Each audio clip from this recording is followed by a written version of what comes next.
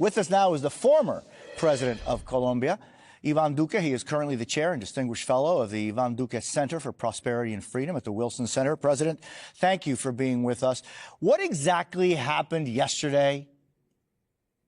Well, Jose, first of all, thank you for having me here in your show. And I think what we saw was a reckless behavior from the Colombian president, because Colombia has for a long time exercised a common and agreed deportation policy with the United States regarding people in illegality conditions in the U.S. And actually, the two flights that were supposed to arrive to Colombia had a previous permit from Colombian authorities. And all of a sudden, at 3 a.m. in the morning, the Colombian president decided to send a message saying that he will deny the arrival of those planes. And then he enters into an ideological battle with President Trump, sending different kinds of messages and trying to exacerbate the situation. And obviously what he got in response was a clear application of sanctions that could have destroyed the Colombian economy within weeks.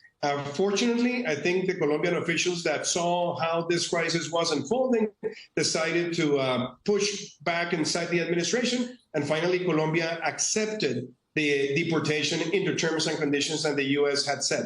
But let me say something. Just last year, Colombia received more than 14,000 deportations from the U.S. without any major problem. So I think this was a real reckless behavior, trying to exercise some kind of political attention worldwide. But I think it went very bad for Colombia. And fortunately, I think now everybody is a little bit calm just because the Colombian administration decided to fully accept the conditions of the deportation set by the U.S. And as President, those 14,000 deportees last year that were received by Colombia of its citizens being deported from the United States was under the current president of Colombia's term. It's not like there's a change. But let me say this, Jose. Let me say this. The U.S. has deported people to Colombia for decades. And there has always been institutional agreements to allow those deportations to take place. And as I said, last year, and it was still in the Petro administration, they received 14,000 and nothing was said. It was all managed through the institutional challenges. But let me also put something into consideration.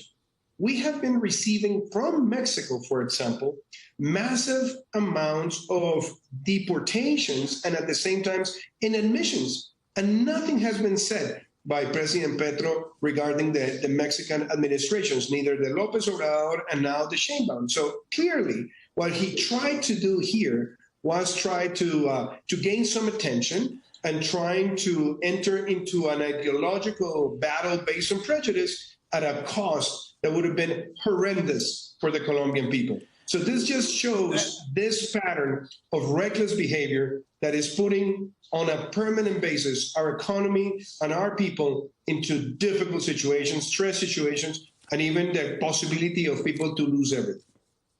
I want to ask you about the President of the United States' reaction, not just yesterday, but President Trump has said he may impose tariffs on Mexico and Canada as soon as this next Saturday. That's despite the free trade agreement he negotiated during his first term with the United States, Mexico, and Canada. What would you tell the leaders of Mexico and Canada? Well, Jose, let me just start by saying that I had the possibility of serving with President Trump when I was president of Colombia, and we had a great relationship. I think we got to not only strengthen our free trade agreement, we also got a lot of U.S. investment, but also the United States helped us lead with many security challenges in the battles that we had with the Maduro regime, since we also accused him at the International Criminal Court. He supported us during the pandemic, and he also supported us through USAID to manage the influx of Venezuelan migrants that were literally leaving their country because all the humanitarian crisis triggered by the dictatorship. So we had a great relationship that was also bipartisan and bicameral.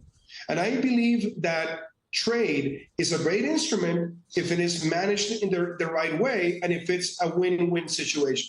But I also believe that, in particular in the case of Mexico, what the U.S. wants in return is to have a really strict policy against narco trafficking and also putting an end to the massive amount of illegal migration that is taking place in the U.S. southern border.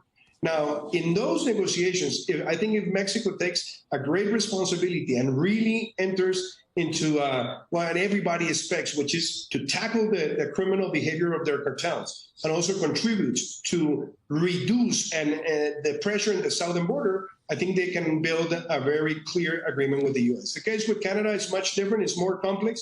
And I don't think this is the main issue of discussion, because this is also related to trade policies, migration policies that have been there for decades. And as you know, it has multiple nuances that have to be defined bilaterally. But I think in particular in the case of Mexico, if Mexico continues supporting the Mexican cartels by not enforcing the spirit of law and order, and if it doesn't do what they really have to do in terms of deter the massive pressure in the U.S. southern border, I think the U.S. is going to use tariffs as a way of leveraging the negotiation.